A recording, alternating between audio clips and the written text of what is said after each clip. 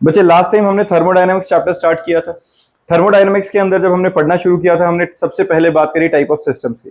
अब type of system में हमने पढ़ा था भाई ओपन सिस्टम होता है, क्लोज सिस्टम होता है और आइसोलेटेड सिस्टम है। ओपन सिस्टम क्या था? एक ऐसे सिस्टम जिसके अंदर एनर्जी और मैटर दोनों सिस्टम और सराउंडिंग के बीच में एक्सचेंज हो सकते हैं।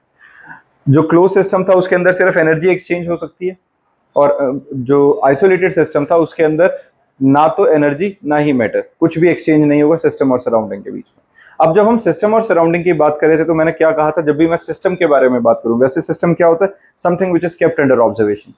लेकिन मैंने कहा था कि जब भी हम सिस्टम के बारे में बात करेंगे तो अपनी इमेजिनेशन में एक सिंपल इस तरह की चीज को लेके आएंगे जिसके अंदर एक फ्रिक्शनलेस मासलेस पिस्टन लगा होगा। यहाँ पे ये ऑब्वियसली है कि भाई कोई ना कोई फ्रिक्शन दे रहा है, लेकिन हम मान के चलते हैं एक आइडल सिस्टम के अंदर कि भाई ये जो पिस्टन है, ये पिस्टन किसको कहते हैं? ये जो मूविंग पार्ट है, तो ये जो पिस्टन है वो फ्रिक्शनलेस होना चाहिए, मासलेस होना चाहिए। तो एक इसको हम क्या कहेंगे कि ये हमारे पास क्या है? सिस्टम है। अब अगर ये सिस्टम है तो इसके अंदर जो हमने यहां पर गैस डाली हुई है इसके अंदर, उसको क्या कहते हैं? Working substance. अब अगर वो कंप्रेस होगा तो work done on the system हो जाएगा। अगर ये एक्सपैंड होगा तो अंदर से गैसेस इसको धक्का मार के एक्सपैंड कर रहे होंगे, work done by the system होगा। अगर ये हीट इवॉल्व करेगा सराउंडिंग के पास तो सिस्टम हीट रिलीज कर रहा है बेसिकली, और अगर सराउंडिंग से सिस्टम के अंदर हीट आएगी तो एब्जॉर्ब कर रहा होगा। अब work done by the system is conventionally considered as negative, work done on the system is positive. Heat released by the system is negative, absorbed by the system is positive. ये हमने last time इसके बारे में पढ़ा था। इसके अलावा कुछ काफी सारी हमारी टर्म्स थी जिसके अंदर हमने माइक्रोस्कोपिक, मैक्रोस्कोपिक और ये जो अपना स्टेट ऑफ द सिस्टम के लिए extensive property, intensive property, state variable, इन सब के बारे में हमने बात करी थी। और फिर हमने इसके अंदर जो बात करी थी, हमने की थी टाइप ऑफ प्रोसेस की। फिर ये एक ऐसा टॉपिक जो थ्रू आउट अब चैप्टर में आगे चलेगा। टाइप ऑफ सिस्टम के बाद टाइप ऑफ प्रोसेस क्या होता है? प्रोसेस बेसिकली क्या है? हमारे पास चार तरीके से प्रोसेस हैं: अडायाबैटिक, आइसोथर्मल, आइसोकोरिक और हमारे पास ये जो आइसोबैरिक है। इसके अलावा रिवर्सिबल और इरिवर्सिबल या साइक्लिक प्रोसेस भी हैं, पर मेन जो चार हैं उनके बारे में पहले बात करते हैं। अडायाबैटिक प्रोसेस। अडायाबैटिक प्रोसेस का मतलब क्या हो बेटा? कि अगर ये हमारे पास एक सिस्टम है तो सिस्टम और सराउंडिंग के बीच में किसी तरीके से कोई हीट एक्सचेंज नहीं होना चाहिए। जो इसकी वॉल्स होंगी वो परफेक्टली इंसुलेटिंग वॉल्स होनी चाहिए। तो किसी तरीके से अगर कोई हीट एक्सचेंज नहीं हो रहा है तो उसको हम क्या कहेंगे कि वो एक अडायाबैटिक प्रोसेस है। फिर आता है आइसोथर्मल प्रोसेस। आइसोथर्मल, आइसो का मतलब सेम, थर्मल का मतलब टेम्परेचर के रिस्पेक्ट में। तो अगर सिस्टम और सराउंडिंग की हम बात कर रहे हैं तो यहां से वहां हीट चली जाए, उधर से हीट अंदर आ जाए, कोई फर्क नहीं, work done by the system, on the system, कुछ भी होता रहे, लेकिन temperature of this system should remain constant. तो अगर टेम्परेचर कांस्टेंट रहेगा तो उसको हम क्या कहेंगे? ये हमारे पास आइसोथर्मल प्रोसेस हो जाता है। क्लियर है? अब इसके अंदर आइसोथर्मल प्रोसेस को पढ़ते हुए जब हम कह रहे हैं कि टेम्परेचर कांस्टेंट रहना चाहिए, तो टेम्परेचर को मेंटेन करता कौन है? Internal energy, the sum of the total energy possessed by the system. और इंटरनल एनर्जी चेंज आइसोथर्मल के अंदर क्या होना चाहिए? जीरो। क्लियर बात है? फिर हमने पढ़ा था आइसोबैरिक प्रोसेस। आइसोबैरिक का मतलब होता है कांस्टेंट प्रेशर, तो यहां पर प्रेशर के अंदर कोई चेंज नहीं आना चाहिए। आइसोकोरिक, जहां पर वॉल्यूम कांस्टेंट रहेगी। वॉल्यूम कांस्टेंट रहेगी तो वर्क डन नहीं हो सकता है, क्योंकि जितना पिस्टन जहां पर है वो उतना ही रहेगा, वॉल्यूम में कोई चेंज नहीं आएगा, तो उसको आइसोकोरिक प्रोसेस कहेंगे। फिर आता है साइक्लिक प्रोसेस। साइक्लिक का मतलब नाम से समझ में आ रहा है, घूम फिर के वापस अपनी इनिशियल स्टेट पे आ जाए। रिवर्सिबल प्रोसेस एक ऐसा प्रोसेस था जिसके अंदर हम कुछ फिजिकल कंडीशंस को अगर थोड़ा बहुत चेंज करें तो वो प्रोसेस वहीं से एग्जैक्टली सेम पाथ फॉलो करते हुए रिवर्स हो जाए। नॉन रिवर्सिबल या इरिवर्सिबल, जिसको हम कुछ चेंजेस ला के प्रोसेस को वापस सेम पाथ के थ्रू रिवर्स ना कर सकें, ये होता है। ये क्लियर है? इंटरनल एनर्जी के बारे में समझ में आ गया कि इंटरनल एनर्जी हमारे पास क्या है बच्चा? The total amount of energy possessed by the system. अब हमारे पास अब एक चीज आती थी कि mode of transfer of energy between the system and surrounding. एक जो सिस्टम और सराउंडिंग है उनके बीच में एक्सचेंज ऑफ एनर्जी किस किस फॉर्म में हो सकती है? एक्सचेंज ऑफ एनर्जी हो सकती है पहली तो हीट की फॉर्म में। अगर ये हमारी कंडक्टिंग वॉल्स हैं, अंदर मैंने कोई ऐसी चीज डाल दी है जिसका टेम्परेचर सराउंडिंग से ज्यादा है, तो सिस्टम सराउंडिंग से ज्यादा हाई टेम्परेचर पे है तो सिस्टम एनर्जी रिलीज कर देगा सराउंडिंग के पास, ठीक है। और अगर मैंने यहाँ बहुत ठंडी चीज डाल दी है जिसका टेम्परेचर सराउंडिंग से कम है तो सराउंडिंग से हीट आके इसके पास आ जाएगी। तो सिंपल लॉ है हमारा, heat always travel from higher temperature to lower temperature, है ना, इसी तरीके से वो ट्रांसफर होती है। दूसरा एक तरीका है वर्क डन। अगर यहाँ पर ये सिस्टम के अंदर कोई सर्टेन एनर्जी है और वो उस एनर्जी को वर्क डन में यूज कर लेता है, वो नीचे से धक्का मार के इसको एक्सपैंड कर देता है तो work done by the system होगी, तो वो एनर्जी कहाँ चली गई है, सराउंडिंग के पास। या सराउंडिंग प्रेशर लगा के इसे कंप्रेस कर देता है तो भी उसके जो ये पार्टिकल्स थे उनके अंदर काइनेटिक एनर्जी बढ़ गई है क्योंकि कंप्रेस हो गया, सराउंडिंग ने सिस्टम पे काम कर दिया। तो या हीट की फॉर्म में एनर्जी का एक्सचेंज होगा या वर्क डन की फॉर्म में एक्सचेंज होगा। These are the two basically methods, या ये कह लो कि टू हमारे पास प्रोसेस हैं जिसके थ्रू सिस्टम और सराउंडिंग के बीच में एनर्जी एक्सचेंज हो सकती है। क्या क्या है, heat and work done. Clear बात है, ये दो मीन्स है हमारे पास ये। अब हमने वो एनर्जी मैंने बेसिकली ये बता दिया तुम्हें वर्क डन क्या रहेगा हमारा। अगर work done by the system है negative, work done on the system positive, heat release by the system is negative, heat absorb by the system is positive. आज का अपना टॉपिक शुरू होता है बच्चे प्रेशर वॉल्यूम वर्क से। काफी ज्यादा इंपॉर्टेंट डेरिवेशन है, इसको साथ के साथ लिखते चलेंगे। देखो अब जब प्रेशर वॉल्यूम वर्क की बात कर रहे हैं तो हम क्या बात करें कि एक सिस्टम है वो किसी एक्सटर्नल प्रेशर के अगेंस्ट काम कर रहा होगा।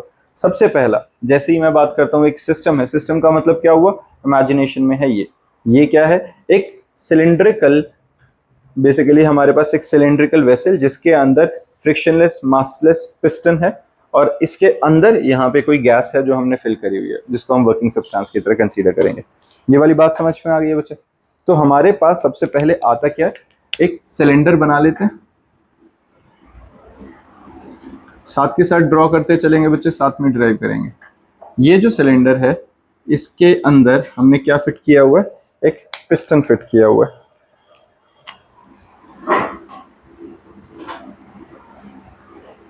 ठीक है, ये हमारे पास पिस्टन है इसके अंदर। अब ये जो है, अब देखो work done by the system हो या work done on the system हो उसके अकॉर्डिंगली इस पिस्टन की मूवमेंट होगी, है ना।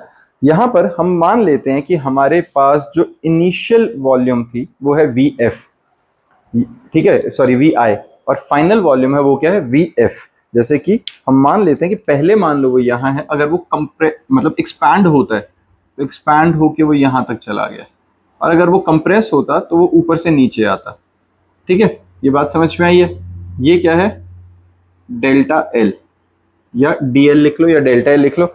ये हमारे पास क्या है बेटा, ये जो हमने लिखा है ये डेल्टा एल लिख लो या डी एल लिख लो। ये क्या है, स्मॉल इंक्रीज और डिक्रीज इन लेंथ, ठीक है, किसकी, पिस्टन की। जो पिस्टन अगर अब ये ऊपर जाएगा या नीचे जाएगा ये कैसे पता चलेगा, इसके अंदर हम क्या मान के चल रहे हैं कि अगर हमारे पास ऊपर से एक्सटर्नल प्रेशर लग रहा है, ऊपर से क्या लग रहा है बच्चा, एक्सटर्नल प्रेशर लग रहा है, अंदर से क्या लग रहा होगा, इंटरनल प्रेशर लग रहा होगा। तो अगर हमारे पास एक्सटर्नल प्रेशर ज्यादा है, अगर हमारे पास एक्सटर्नल प्रेशर ज्यादा है इंटरनल से, तो work done on the system हो जाएगा, बाहर वाला प्रेशर इसको दबा देगा नीचे को और हमारी फाइनल वॉल्यूम कम हो जाएगी। और अगर उल्टा हो कि इंटरनल प्रेशर अगर ज्यादा हो जाएगा एक्सटर्नल प्रेशर से तो ये एक्सपैंड हो जाएगा। ये वाली बात समझ में आई है। और इस एक्सपेंशन और कंप्रेशन के दौरान इसके अंदर जो चेंज आएगा वो चेंज इन वॉल्यूम को हमने लिख लिया डेल्टा वी। ठीक है, वो डेल्टा वी लिखो या डीवी लिखो सेम बात है। ये बात समझ में आई है। ये हमारे पास क्या आया है, चेंज इन वॉल्यूम। किसी को दिक्कत है इसमें, चेंज इन वॉल्यूम वाला पार्ट समझ में आ गया ना बच्चे। अब अपने पास टॉपिक आता है प्रेशर वॉल्यूम वर्क। जब हम प्रेशर वॉल्यूम वर्क के बारे में बात करें तो सीधा से यही है कि हमारे पास एक ये सिस्टम है जिसके अंदर हमारे पास ये फ्रिक्शनलेस मासलेस मूवेबल पिस्टन है। अगर ऊपर से एक्सटर्नल प्रेशर लगेगा तो ये कंप्रेस हो जाएगा, अगर अंदर से इंटरनल प्रेशर लगेगा तो ये एक्सपैंड हो जाएगा। अब इसके अंदर यहां पे अगर हम इस डायग्राम पे ध्यान दें, सेम डायग्राम है, यहां दिख रहा है। अगर हमारे पास एक्सटर्नल प्रेशर ज्यादा होगा इंटरनल से तो ये कंप्रेस कर देगा, इंटरनल प्रेशर ज्यादा होगा तो गैस को एक्सपैंड कर देगा। मान लेते हैं फिलहाल के लिए मान लेते हैं कि एक्सटर्नल प्रेशर ज्यादा था इंटरनल से, और वो एक्सटर्नल प्रेशर की वजह से ये जो पिस्टन है वो नीचे की तरफ आ गया, गैस कंप्रेस हो गई। कितनी लेंथ नीचे आया, डीएल, और चेंज इन वॉल्यूम कितना आया, डीवी। ये बात समझ में आई है, सिंपल है। तो हमारे पास बचा वी एफ जो है ये रिप्रेजेंट कर रही है फाइनल वॉल्यूम को, वी आई रिप्रेजेंट कर रही है इनिशियल वॉल्यूम को, तो DV that is change in volume क्या आएगी, V final minus V initial. Clear है, सिंपल बात है। अब यहां पर चेंज इन वॉल्यूम का एक और फॉर्मूला हो सकता है। देखो वॉल्यूम का फॉर्मूला क्या होता है, cross sectional area into height. अब यहां पर इस वॉल्यूम का जो चेंज इन वॉल्यूम आई है वो क्रॉस सेक्शनल एरिया कितना है, ए, और हाइट कितनी है, डीएल। इसमें किसी को दिक्कत, बिल्कुल ठीक है। अब एक बात बताओ, प्रेशर का फॉर्मूला क्या होता है, P external pressure is equal to force upon area. तो मैं फोर्स को क्रॉस मल्टीप्लाई करके प्रेशर इंटू एरिया लिख सकता हूं। अब अगर मैं work done by the external pressure निकालना चाहता हूं, that small work done is given by force into small displacement. बिल्कुल ठीक है। इस फोर्स की वैल्यू अगर मैं लिखूं तो क्या आएगा, P external into area into DL. बिल्कुल ठीक है। और ये area cross section area into DL क्या निकलेगा, change in volume, P external into change in volume. ये अपने पास स्मॉल वर्क डन आ जाना चाहिए।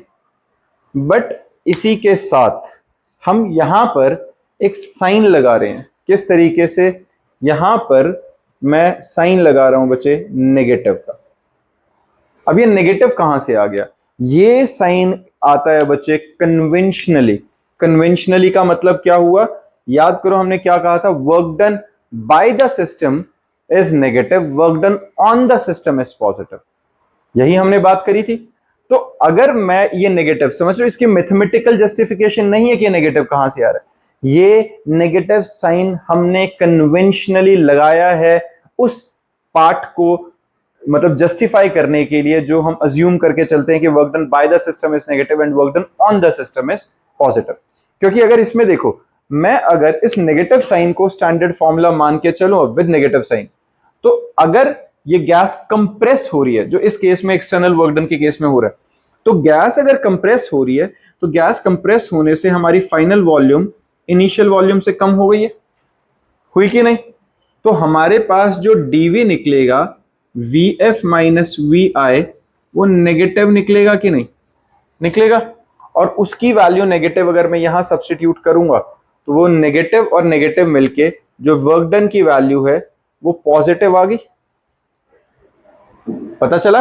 और ये पॉजिटिव किस केस में आई है, कंप्रेशन के केस में, कंप्रेशन या फिर क्या कहो इसे, work done on the system. समझ में आई है बच्चे ये बात। तो ये नेगेटिव साइन इस चीज को जस्टिफाई कर रहा है। अब समझ में आ गया कि अगर कंप्रेशन होता है, work done on the system होता है, तो हमारा वर्क डन क्या आता है, पॉजिटिव। लेकिन अगर यही एक्सपेंशन होता, अगर यही एक्सपेंशन होता, एक्सपेंशन का मतलब क्या हुआ बच्चे, work done by the system. इसके अंदर इंटरनल प्रेशर है जो ज्यादा होगा, डोमिनेट करेगा और वो एक्सपैंड कराएगा।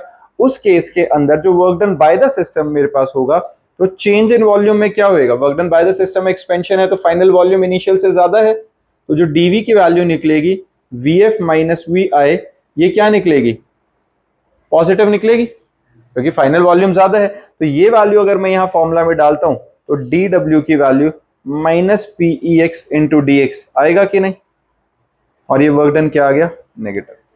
तो work done by the system is negative, work done on the system is positive. इस कन्वेंशन को जस्टिफाई करने के लिए हम इस वर्क डन के फॉर्मूला में ये नेगेटिव साइन इंट्रोड्यूस करते हैं। ये बात समझ में आ गई है सबको, क्लियर है बच्चा, ये डन है। तो इफ गैस एक्सपैंड्स और इफ गैस कॉन्ट्रैक्ट वाला कंसेप्ट समझ में आ गया। अब ये हमने जब वर्क डन निकाला, ये किसके रिस्पेक्ट में निकाला है बच्चा, एक्सटर्नल प्रेशर के रिस्पेक्ट में, क्लियर है ये बात, ठीक है ना। अब देखो यहां पे,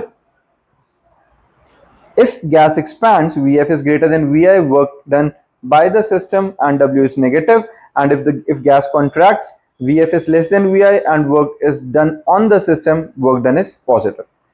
अब मेरा ये वॉल्यूम, ये कितना प्रेशर निकल रहा था बच्चे, स्मॉल चेंज इन वॉल्यूम के लिए निकल रहा था। अगर मुझे टोटल वर्क डन निकालना है तो क्या करूं, स्मॉल वर्क डन को इंटीग्रेट कर देते हैं।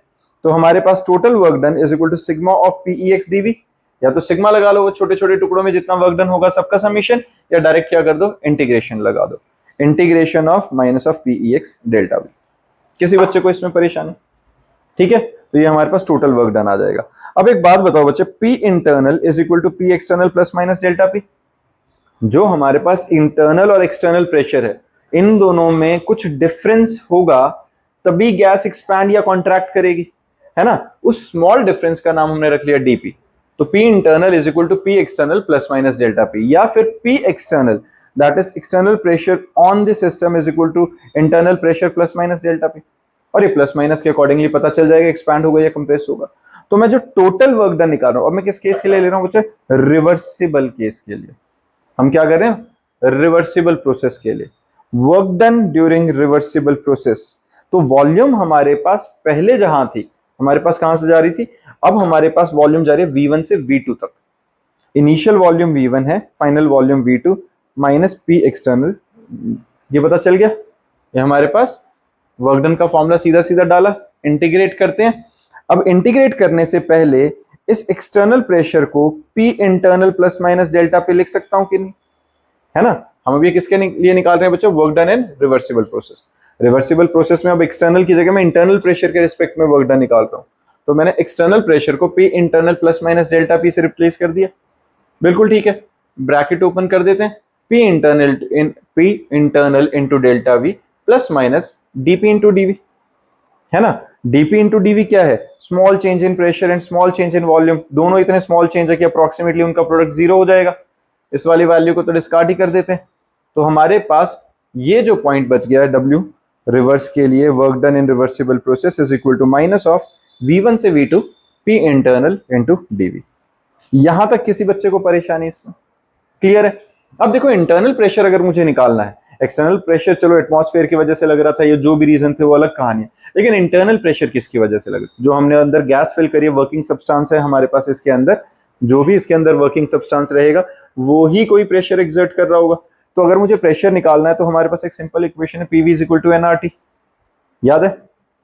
PV is equal to nRT हमारे पास जो स्टैंडर्ड गैस इक्वेशन है, जिसमें P प्रेशर होता है, V वॉल्यूम होता है, N नंबर ऑफ मोल्स होते हैं, R गैस कांस्टेंट और T टेम्परेचर होता है। तो PV is equal to nRT से मैं प्रेशर की वैल्यू N बाय VRT लिख सकता हूं कि नहीं।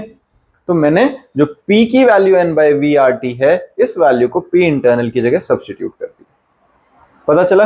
अब यहां पर N constant, R constant, T constant, number of moles gas constant, और लेट अस अज्यूम जो ये वर्क डन हो रहा है ये आइसोथर्मल प्रोसेस है, उसमें किसी तरीके के टेम्परेचर में वेरिएशन नहीं है, तो ये टीबी कांस्टेंट, ये सारा कांस्टेंट है, तो इंटीग्रेशन के चला गया बाहर, और हमारे पास इंटीग्रेशन क्या बच गया, DV by V, 1 by V का इंटीग्रेशन क्या होगा, natural log of V. Clear है, ये हमारे पास क्या होता है बच्चे, इंटीग्रेशन का सीधा फॉर्मूला होता है कि dx बाय x का इंटीग्रेशन क्या होता है, natural log of x a से b। इंटीग्रेशन सॉल्व कैसे करते हैं, upper limit minus lower limit substitute करते हैं, ठीक है ना। तो ये log b minus log a, और log b minus log a की सीधी प्रॉपर्टी होती है log of b by a, लिख सकते हैं उसे। और नेचुरल लॉग को अगर मुझे log में कन्वर्ट करना है तो 2.303 से मल्टीप्लाई कर दो। ये स्टेप क्लियर है, ये याद रखना बच्चे। हमारे पास क्या है, dx बाय dx का इंटीग्रेशन सीधा क्या रहता है, natural log of x a से b तक की लिमिट्स डल गई। इंटीग्रेशन सॉल्व कैसे होती है, x की जगह अपर लिमिट माइनस x की जगह लोअर लिमिट। अब log की प्रॉपर्टी होती है log b minus log a को हम लिख सकते हैं log of b by a, और ये क्या लिख रहे हैं, नेचुरल लॉग। नेचुरल लॉग को अगर प्रॉपर लॉग लिखना है तो 2.303 से मल्टीप्लाई कर दो। हर केस में 2.303 ये फिक्स होता है, नेचुरल लॉग को लॉग में कन्वर्ट करने के लिए 2.303 से मल्टीप्लाई करते हैं। क्लियर है, तो minus nRT natural log of V1 से V2, तो minus nRT natural log of V2 minus natural log of V1। Property लगाई, नेचुरल लॉग को कन्वर्ट किया लॉग में, 2.303 nRT और log of V2 bye V1। ये बात समझ में आई है बच्चे, पक्का ये कंसेप्ट समझ में आ गया, किसी बच्चे को इसमें दिक्कत तो नहीं है, ठीक है। तो ये हमारे पास वर्क डन है किस केस के लिए, रिवर्स के लिए, work done in reversible process, और इंपॉर्टेंट है ये डेरिवेशन काफी ज्यादा। इसके अंदर हमारे पास फिर आता है बच्चे P1 V1 is equal to P2 V2 at constant temperature, isothermal के लिए होता था ये P1 V1 is equal to P2 V2। तो V2 बाय V1 को मैं P1 बाय P2 से रिप्लेस कर सकता हूं, है ना।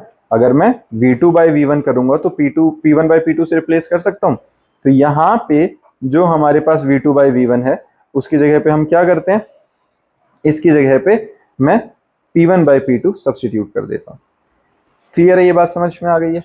तो हमारे पास ये आ गया, work done in case of reversible process is equal to minus of 2.303 nRT log of P1 by P2। तो प्रेशर की टर्म्स में और वॉल्यूम के टर्म में हमारे पास ये आ गया। और at constant temperature pressure is inversely proportional to volume, उनका ग्राफ इस तरीके से बनता है, ठीक है। जैसे जैसे वॉल्यूम अगर जो कम होती जाएगी प्रेशर बढ़ता जाएगा।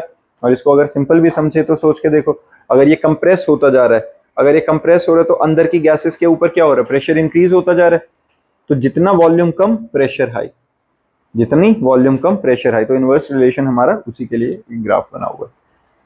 क्लियर है? किसी को दिक्कत है इसमें? अब अगर हम यही केस एक्सपेंशन के लिए ले, फ्री एक्सपेंशन, पहली बात देखो फ्री एक्सपेंशन का मतलब क्या है? Expansion of a gas in vacuum. अगर वैक्यूम है तो एक्सटर्नल प्रेशर है ही नहीं कुछ। वैक्यूम का मतलब यही हो ना, ऊपर एटमॉस्फेयर नहीं है, कुछ नहीं है, तो एक्सटर्नल प्रेशर हमारे पास कुछ भी नहीं है। अगर हमारे पास किसी तरीके का एक्सटर्नल प्रेशर नहीं है तो उसको हम क्या कहेंगे कि वो फ्री एक्सपेंशन है, सिर्फ जो इंटरनल प्रेशर है वही वर्क डन कर रहा है। अब अपने पास है बच्चा law of conservation of energy. Law of conservation of energy को देखो हम कहते हैं क्या बच्चा? First law of thermodynamics. First law of thermodynamics simple सी जो बचपन से पढ़ते आ रहे हैं, energy can neither be created nor be destroyed but can be converted from one form to another, है ना? Law can be stated as the total energy of the universe is conserved and remain constant. Simple बात है ये। अब इसके अंदर है क्या हमारे पास? देखो, if work is done on the system then its internal energy increased, let it becomes U2 from U1। ये क्या बात है? अगर work done on the system है, अब समझना इसे, अगर मैं इस पर वर्क कर रहा हूं तो मेरे वर्क डन की वजह से मेरा एफर्ट लग रहा है, मेरी एनर्जी लूज हो रही है, तो वो एनर्जी वेस्ट नहीं होगी, वो कहां गई? वो सिस्टम के अंदर चली गई। अगर ये एक्सपैंड हो रहा है तो इसने वर्क डन किया, इसने एनर्जी रिलीज करी वर्क डन में, उस एनर्जी ने आके सराउंडिंग की एनर्जी बढ़ा दी। तो ओवरऑल सिस्टम और सराउंडिंग के मिला जुला के जो टोटल एनर्जी रहेगी वो हमेशा क्या रहेगी? कांस्टेंट रहने वाली है। ये बात समझ में आ गई? तो let us assume work done on the system है, internal energy increase from U1 to U2, ठीक है?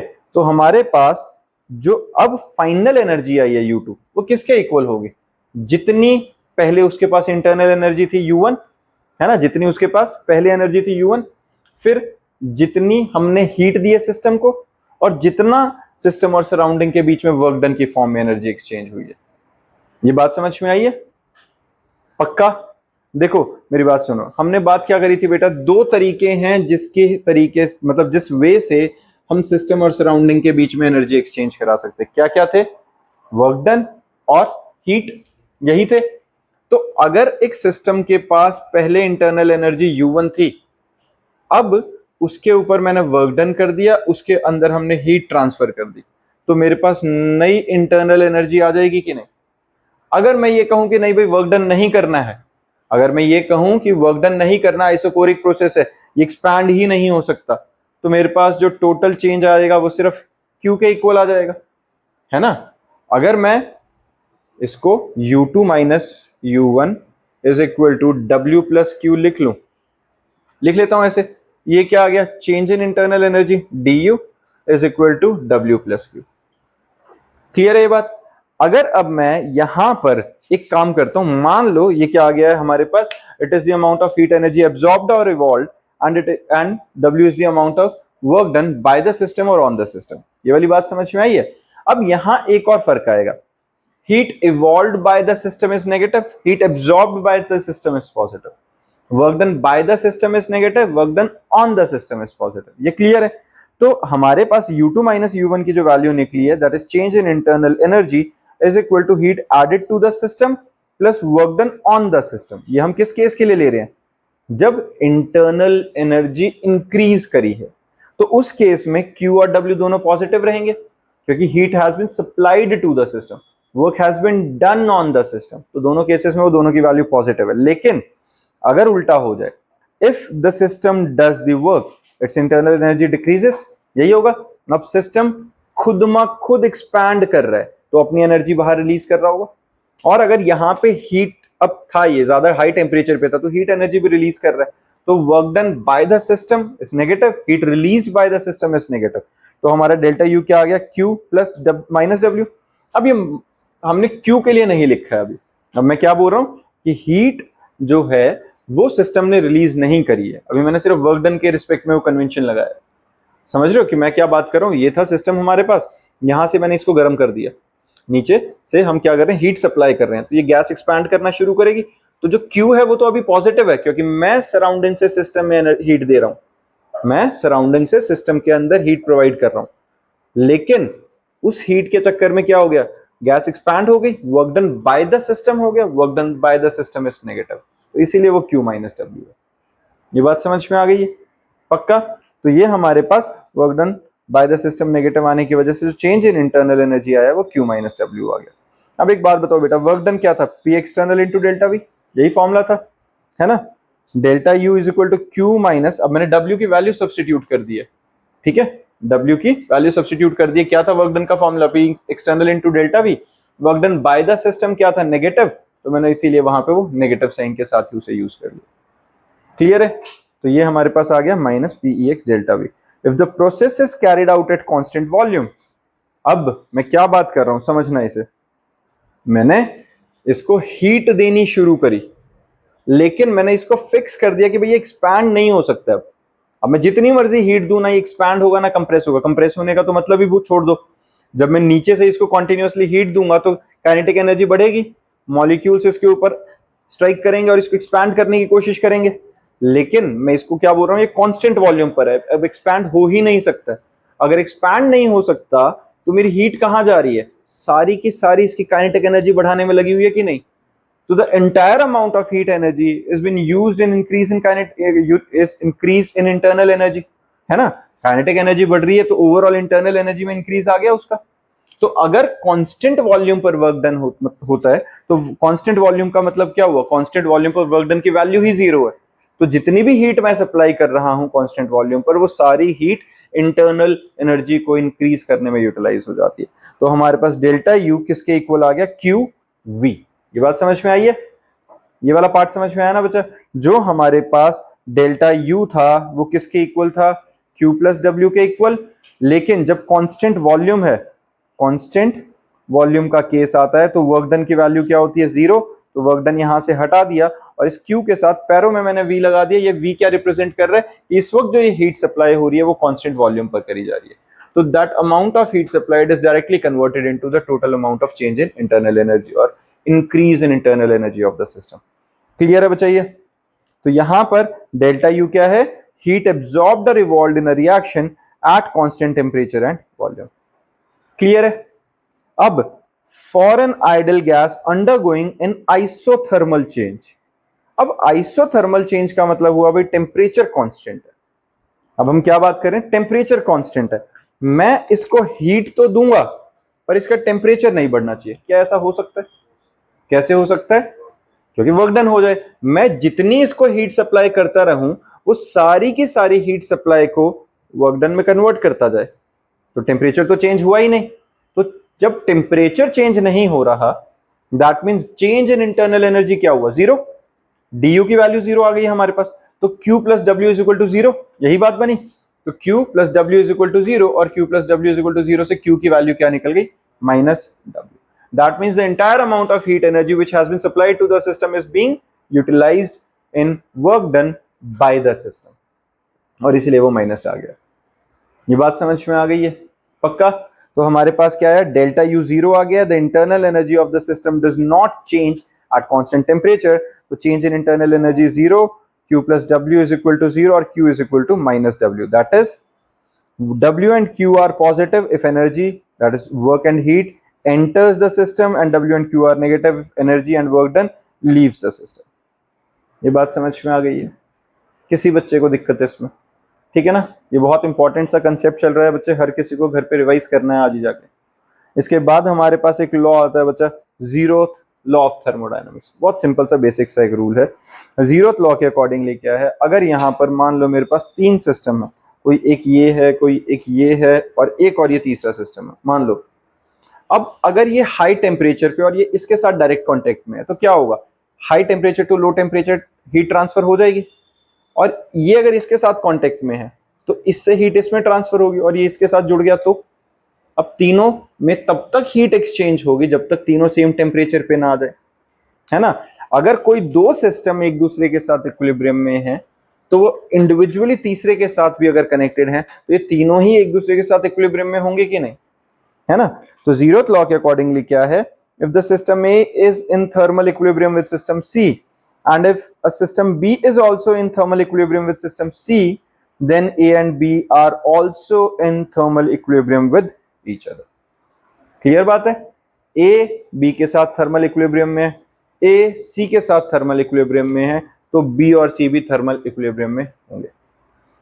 डन है, क्लियर है बच्चे। ये इसी के साथ ये कुछ न्यूमेरिकल्स हैं हर किसी बच्चे को अटेम्प्ट करने, हम क्लास में नेक्स्ट क्लास में इन्हीं से शुरू करेंगे, करके आएंगे, फिर आगे का टॉपिक नेक्स्ट क्लास में कवर करते हैं।